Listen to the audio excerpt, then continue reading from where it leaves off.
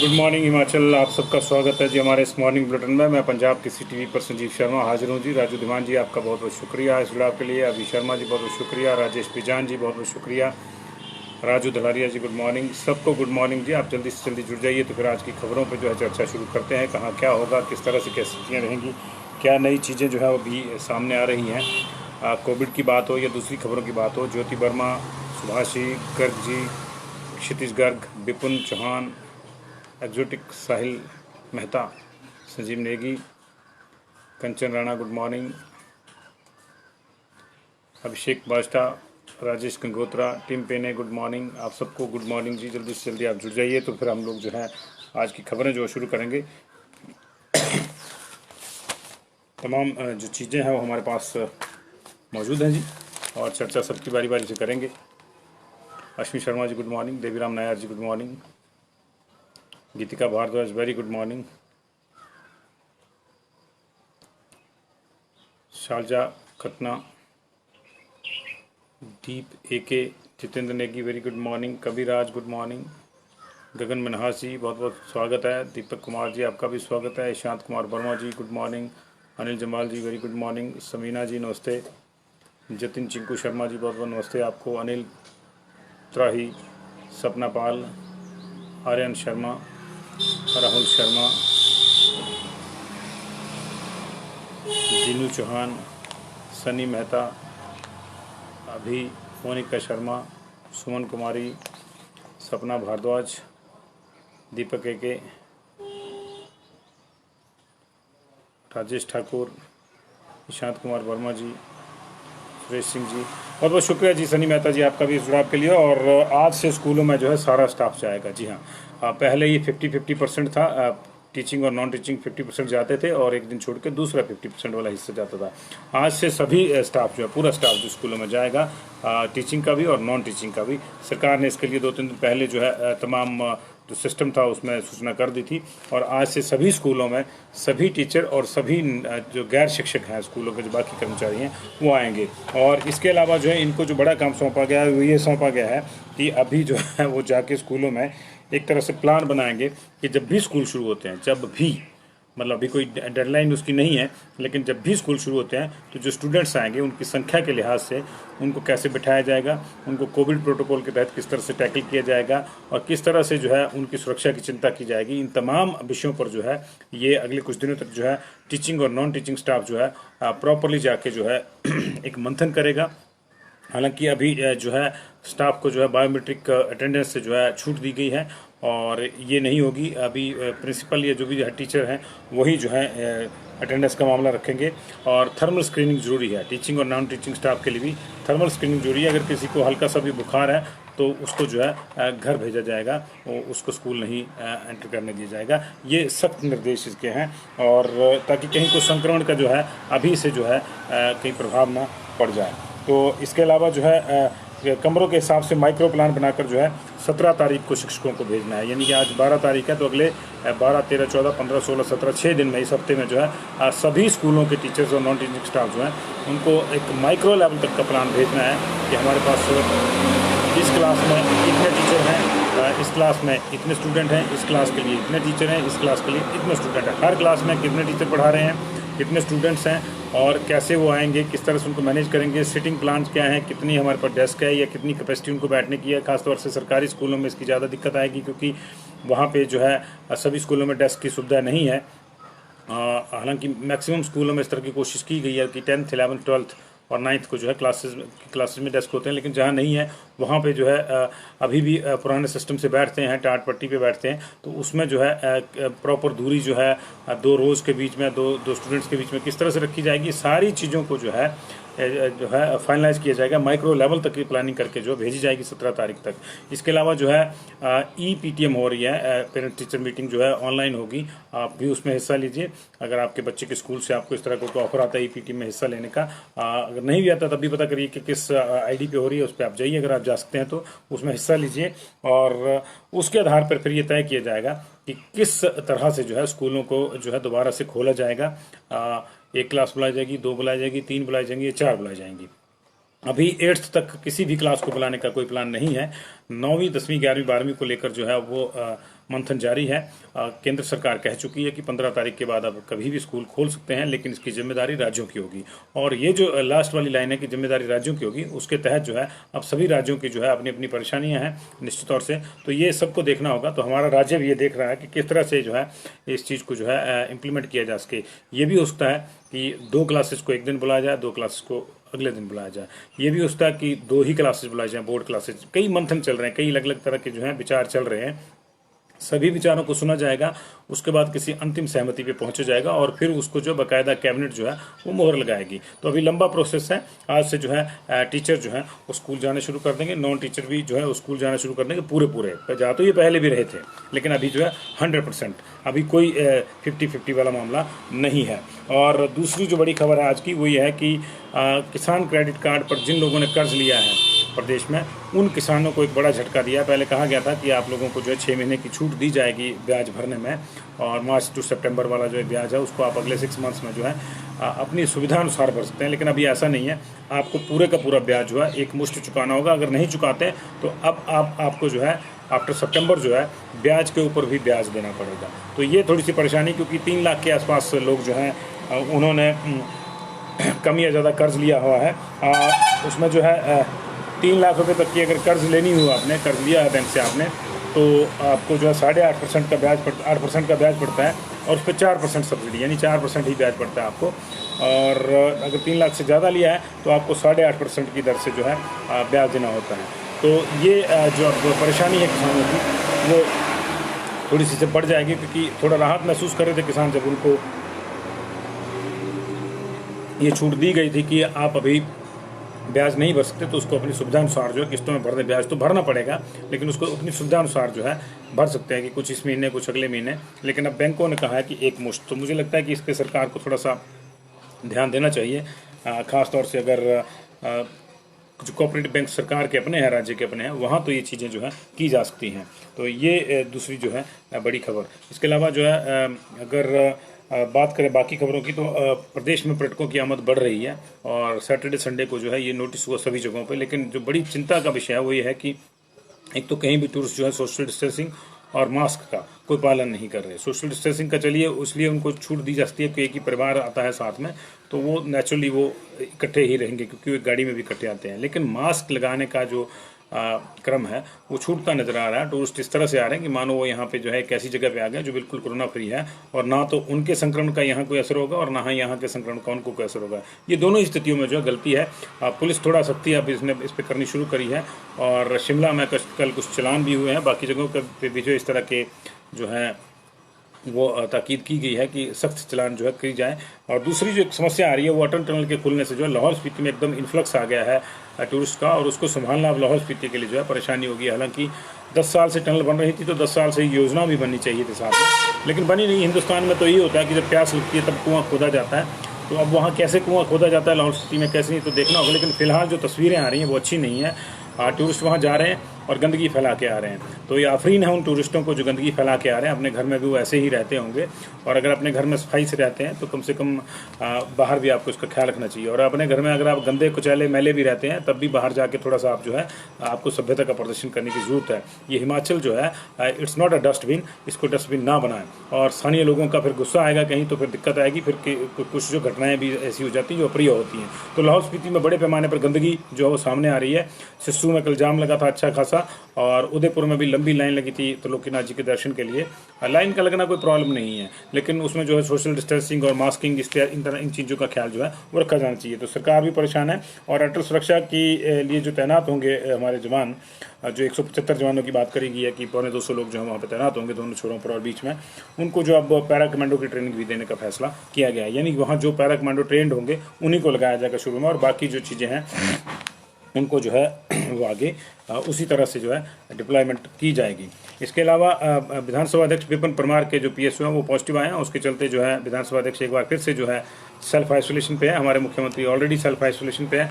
उनका कल कार्यक्रम है दफ्तर जाने का 7 दिन के बाद। तो देखिए किस तरह से चीज़ें होती है, लेकिन अभी जो है बहुत ज़्यादा एहतियात की ज़रूरत है। इसका मतलब यही है कि ये संक्रमण अभी गया नहीं है पूरी तरह से। हाँ, संक्रमण की दर थोड़ी कम जरूर हो गई है। हिमाचल प्रदेश में भी कल जो है आपने देखा होगा कि 56 ही केसेस आए, नॉर्मली जो बहुत कम है।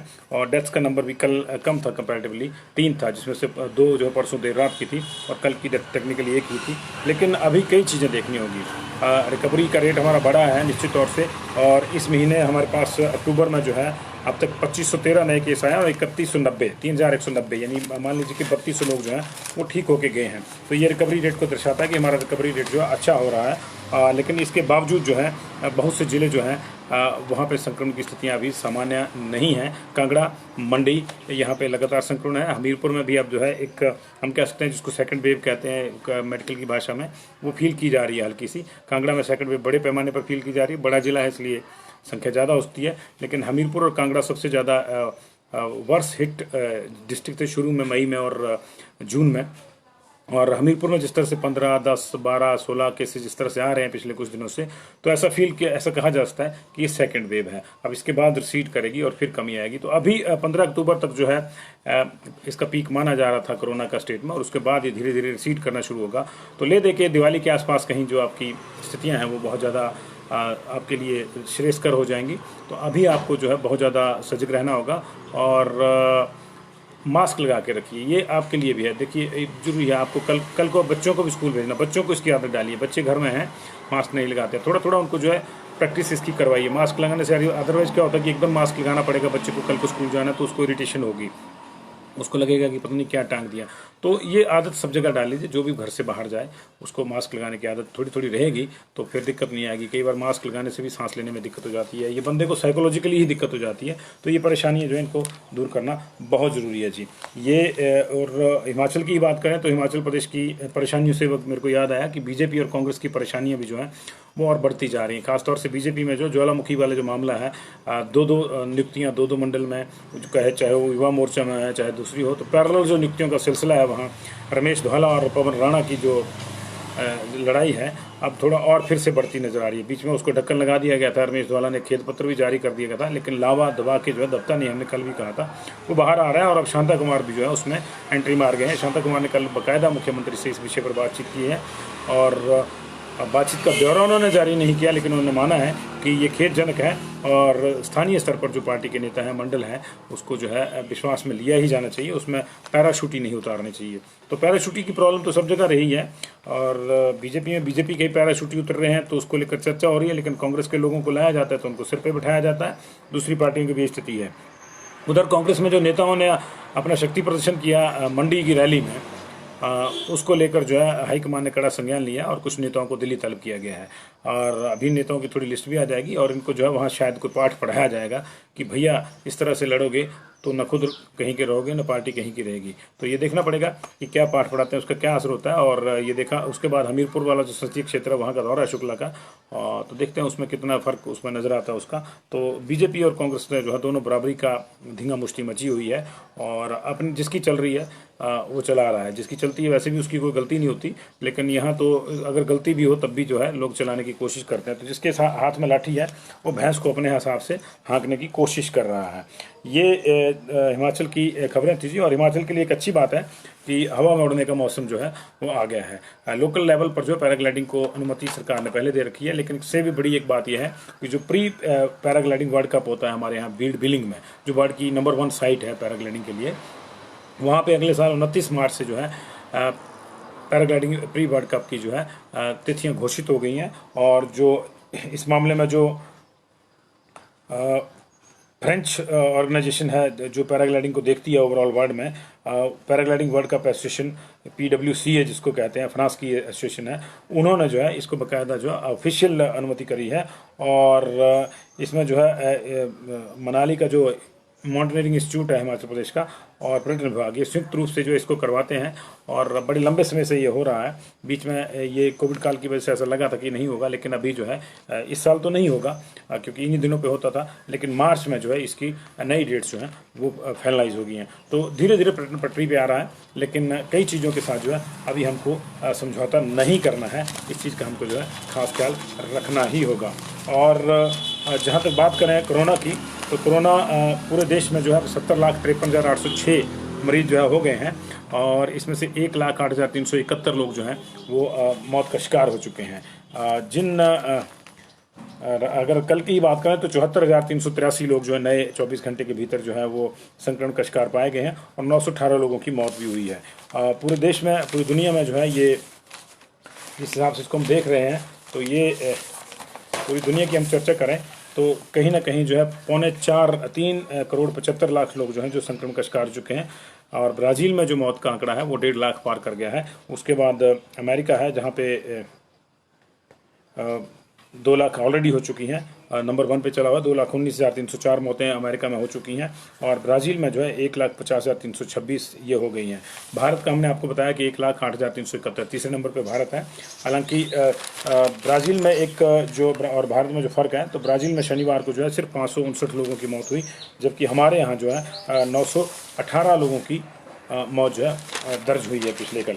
तो ये अभी उस लिहाज से देखा जाए तो अभी हम टॉप 3 में हैं जी, तीसरे नंबर पे बने हुए हैं और मौतों का सिलसिला जो है अभी ज़्यादा है हमारे यहाँ।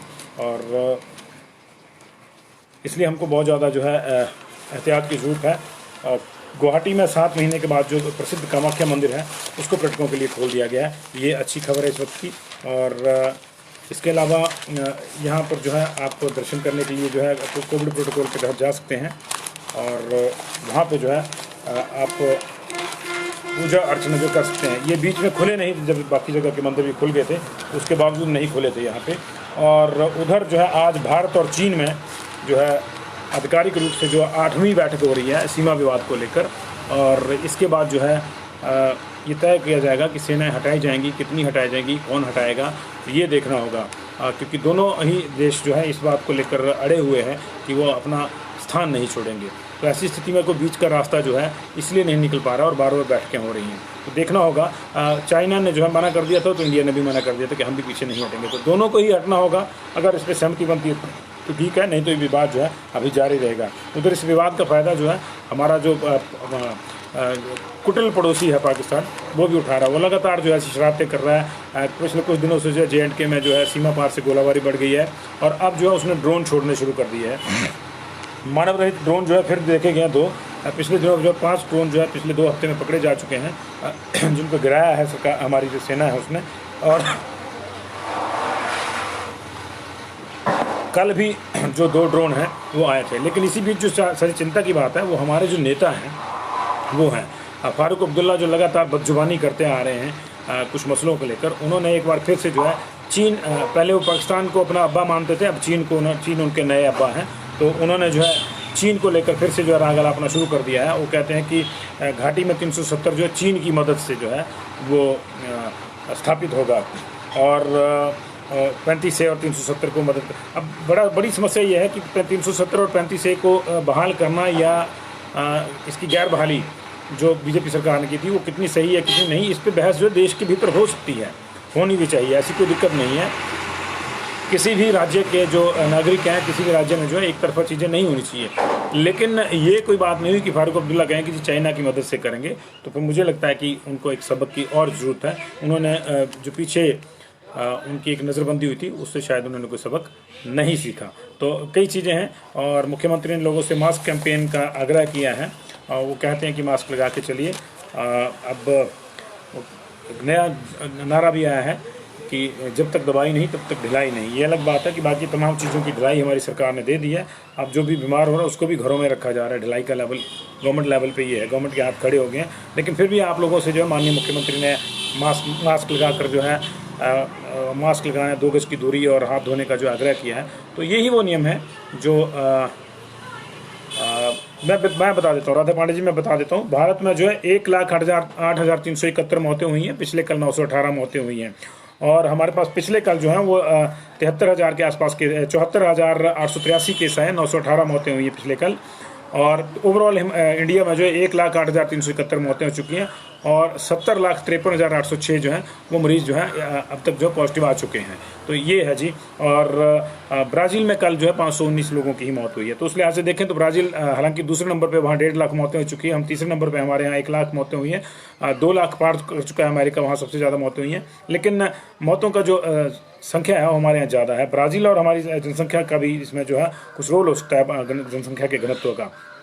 तो मुख्यमंत्री महोदय की बात करते हैं। मुख्यमंत्री जयराम ठाकुर ने जो है आपसे आग्रह किया है पूरे प्रदेश के लोगों से कि वो मास्क का प्रयोग करें और मास्क लगाए बिना घर से बाहर ना निकलें और 2 गज की दूरी का भी जहाँ संभव है वहाँ इस्तेमाल करें और हाथ धोते रहें।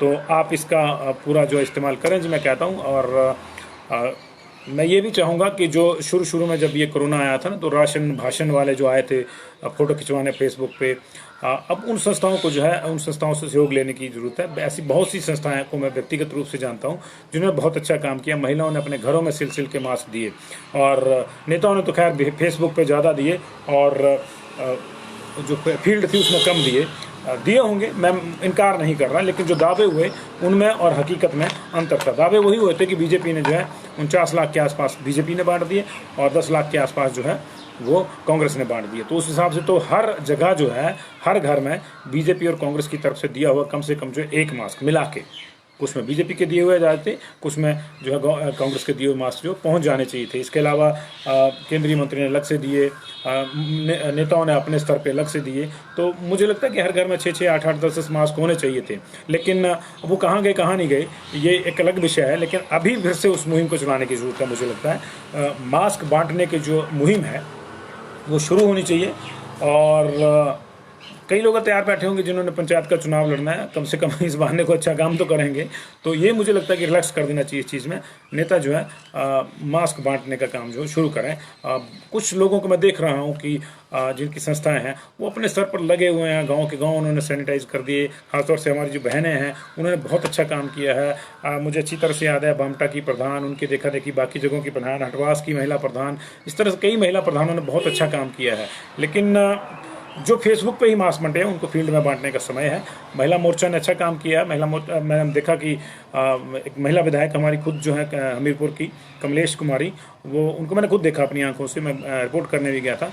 वो दिन में जब भी समय निकलता है तो मशीन पे बैठ के जो है गाँव मास्क सिलती हैं और घर में या जो जेब में रख लेती हैं, बैग में जो बिना मास्क के मिलता है उसको मास्क दे देती हैं। तो ये होना चाहिए। जो सक्षम लोग हैं, अगर आप अपने साथ आपके लिए संभव है कि 2, 4, 5 मास्क आसपास किसी को दे सकते हैं जो जरूरतमंद आपको दिखता है, तो आपको जो है देने चाहिए। अमित ठाकुर जी, मैंने इसीलिए कहा कि वो 50 लाख 60 लाख मास्क जो है तो पूरे हर आदमी के प्रति पर हेड जो है एक मास्क आ जाना चाहिए था, लेकिन वो आया नहीं।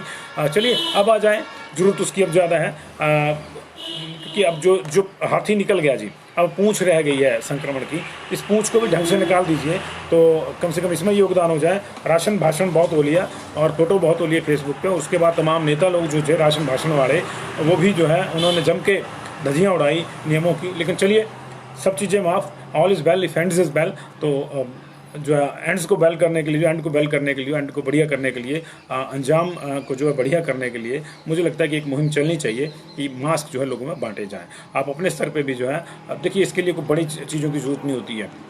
हम लोग पंजाब केसरी टीवी की ओर से आपसे ये आग्रह करते हैं कि अगर आप कहीं 5 मास्क भी बांटते हैं अपने घर में बनाए हुए, तो उसका वीडियो हमको भेजिए, हम दिखाएंगे उसको। ये मुहिम आज से शुरू कर दीजिए। 5-10 आपने अपने स्तर पर जो है मास्क बांट रहे हैं कहीं, तो उसका वीडियो भेजिए हमें। हमारे जो है इस पे जो पंजाब केसरी का जो मैसेंजर है उस पर भेजिए उस वीडियो को, हम उसको लगाएंगे। हमारा जो निकटवर्ती संवाददाता है आप उससे संपर्क करिए और भेजिए। 9418042208 एक हमारा व्हाट्सएप नंबर है, आप उस पर जो है मास्क भेजिए, मास्क की जो वीडियो है वो भेजिए, हम उसको चलाएंगे। अब छोड़िए सरकार नेताओं को छोड़िए, आप अगर बांट सकते हैं तो भेजिए आप उसकी वीडियो, हम चलाएंगे और हम दिखाएंगे कि देखिए इस तरह से दुनिया को बदलने में लोग लगे हुए हैं। सिस्टम को भी जो थोड़ा सा बदलाव करना चाहिए। बड़े अधिकारियों ने बड़े फ़ोन खरीदे जी, गाड़ियां भी आई जी, अभी और कई चीज़ें हो रही हैं। तो ये सारी चीज़ें जो है उनको जो है चलना चाहिए, ऐसी कोई दिक्कत नहीं है। हम ये नहीं कहते कि ये गैर जरूरी थी, लेकिन फिर घोटाले भी हुए। तो चलिए आप अपनी तरफ से जो है एक चीज़ कर दीजिए कि अगर आप मास्क बांट सकते हैं तो हम ये इंश्योर करते हैं कि आपका वीडियो ज़रूर दिखाएंगे। हम बड़े से बड़ा वीडियो रोक लेंगे लेकिन आपका वीडियो दिखाएंगे। आप लोगों में अगर मास्क बांटते हैं तो सैनिटाइजर बांटते हैं तो सोने पे सुहागा है। आप कितने सक्षम है उस पर छोड़ देते हैं हम। अगर कोई खास तौर से हमारी कोई महिला बहन जो है, हमारी बहन बेटी अगर मास्क बना के भेज रही है लोगों को या दे रही है फ्री में, तो उसका वीडियो हमारे को भेजें। 9418042208 पे व्हाट्सएप करें और थोड़ी सी जो है अपनी नाम, गांव, पता लिखने और कितने मास्क बांटे, उस वीडियो को हम चलाएंगे जी। ये हम लोग आपसे वादा करते हैं। और एक और खबर जो छूट गई थी कि जो पंचायत के चुनाव हैं तो उसको लेकर भी जो तैयारियां हो रही है कोविड के लिहाज से, तो 8,000 थर्मल स्कैनर जो है वो खरीदे जाएंगे और 32,000 फेस शील्ड जो है मंगवाए जाएंगे। इसके अलावा सैनिटाइजर भी खरीदे जाएगा। ईश्वर ना करे कि इसमें भी कोई घोटाला हो, लेकिन चलिए, सत्ता है और सरकारें हैं, सिस्टम है, वो तो आपको मालूम है कि कोई ना कोई खोट रहता है इतने बड़े सिस्टमों में, तो इसको भी देखना होगा। तो बहुत बहुत शुक्रिया आप लोगों का, और जुड़ते रहिए, जुड़ाव रहेगा। अभी सतर्क रहिए, सतर्क रहने का समय है। रेशमा जी, अभी कोई अपडेट नहीं है नया कुल्लू, किसी ज़िले का कोई अपडेट नहीं है। कुल्लू का जो भी अपडेट है कल 10 केसेस वहाँ पे आए थे, उसमें कुल्लू के ही 4 थे, ढालपुर के थे, लोअर ढालपुर के थे, और एक जो है मोहाल का भी केस था। तो इस तरह से केसेस थे वहाँ के भी। राकेश कुमार राणा जी, बहुत बहुत शुक्रिया जी। हम लोग कोशिश करते हैं जी, और डरते तो हम नहीं हैं। देखिए, जो हमको लगता है कि गलत है उसको हम गलत ही कह देते हैं, और ऐसा इसलिए है क्योंकि आप जैसे लोग हमारे साथ जुड़े हुए हैं। इसको जो है शुरू कर दिया। अभी हमीरपुर की डिटेल कल की जो 6 लोगों की आई है वही है, वो हमने दे दी थी। उसमें भोरंज के और जो लदरौर का एरिया था वहाँ के 5 लोग थे और एक सुजानपुर का था। अब बाकी डिटेल हमारे पास अभी नहीं आई है जी। रेशमा और अभी को डिटेल चाहिए हमीरपुर और कुल्लू की। हाँ जी, कुल्लू की डिटेल रेशमा जी मैं दे देता हूँ, हमीरपुर की भी देते हैं। कुल्लू की डिटेल है जी, लोअर ढालपुर से एक प्राइमरी कॉन्टैक्ट 32 ईयर्स की फीमेल, 8 साल का एक मेल बच्चा लोअर ढालपुर से इसी फैमिली से, 30 ईयर्स की एक और फीमेल जो इसी फैमिली से। 3 लोग ये लोअर ढालपुर के। एक खटाल गांव है जी, पनिहार बंजार में, वहाँ के फिर 25 ईयर्स की फीमेल, 71 ईयर्स के मेल जो है रायसन से पॉजिटिव आए हैं रेशमा जी, और 25 साल की फीमेल जो है सरवरी कुल्लू से पॉजिटिव आई हैं। 30 साल की फीमेल जो है गांधीनगर से आई हैं, प्राइमरी कॉन्टैक्ट हैं। 90 साल की फीमेल जो है वो शिरू डोबी से पॉजिटिव आई हैं। 32 साल के मेल जो है लोअर ढालपुर से पॉजिटिव आए हैं, और 70 साल के जो हैं शीशा माटी कुल्लू से जो है वो पॉजिटिव आए हैं, 70 साल के मेल। ये जो है कुल्लू की डिटेल थी। अभी भोरंज की जो डिटेल है अभी शर्मा, वो धमरोल में जो है 40 साल का एक और 45 साल के 2 मेल जो धमरोल से पॉजिटिव आए। लदरौर कला गांव के 32 साल का एक व्यक्ति, 19 साल का एक युवक पॉजिटिव आया है। मुडखर से 38 साल का एक व्यक्ति पॉजिटिव आया है। ये 5 जो केस हैं ये एक ही लाइन में, अगर आप देखेंगे तो मुडखर, लदरौर, मुडखर, धमरोल एक ही लाइन में है। और इसके अलावा जो है सुजानपुर के वार्ड नंबर 8 की एक 47 ईयर्स की जो महिला है वो पॉजिटिव आई है। बहुत अच्छी बात है जितेंद्र ठाकुर जी, बहुत अच्छी बात है। देखिए, जो भी मास्क बांट रहा है, चाहे वो कांग्रेस का है, चाहे बीजेपी का है, चाहे किसी और पार्टी का है, चाहे किसी संस्था का है, उसके बारे में एक बात तो तय है कि वो जो है वो इस समाज का सच्चा हितैषी है। वही इस समय में समाज की सच्ची जो है वो सेवा कर रहा है, चाहे वो किसी भी पार्टी का है। मैं ये नहीं कह रहा, मैंने ये बिल्कुल नहीं कहा कि वो मास्क जो है वो कागजों में बंटे, लेकिन मैंने एक छोटा सा आंकड़ा दिया कि अगर 49 लाख मास्क जो है वो बीजेपी ने बांट दिए, बीजेपी और सरकार ने 27 और 22 लाख का आंकड़ा दिया था। राजीव बिंदल जी जब अपदस्थ हुए थे या उनका इस्तीफा हुआ था, तो उससे पहले उन्होंने कहा था कि 27 हमने बांटे, 22 लाख का जो है आंकड़ा वो सरकार का आया था। और उसी समय जो है फिर 10 करोड़ के खर्चे पर जो है लोगों की मदद की बात, राशन, भाषण और मास्क की बात जो है वो कुलदीप राठौर जी ने भी कही थी। तो उन्होंने भी कहा था कि हमने भी जो है 10 लाख से ज़्यादा मास्क बांटे हैं। तो 49 जमा 10 59। और मेरे प्रदेश की जनसंख्या इतनी है, बाकी लोग बाहर से हैं, अभी भी कई बाहर भी आई हैं, तो अभी प्रदेश में इतने ही लोग मौजूद हैं। हो सकता है थोड़े ज़्यादा भी हों, तो बाकी संस्थाओं ने भी बांटे हैं। तो वही मैं कह रहा हूँ कि इन 2 पार्टियों की ओर से हर घर में एक मास्क पहुँचना चाहिए था, लेकिन पहुँचा कहाँ? मीडिया वालों के पास वीडियो पहुँच के उसकी हमने बना दी। 4 लोग इकट्ठे होते थे, फेसबुक पे बंटे ज़्यादा जी। मुझे ये कहने में कोई 2 राय नहीं कि फेसबुक पे ज़्यादा बंटे, फेस पे कम आए, और इसलिए नहीं दिख रहे फेस पे।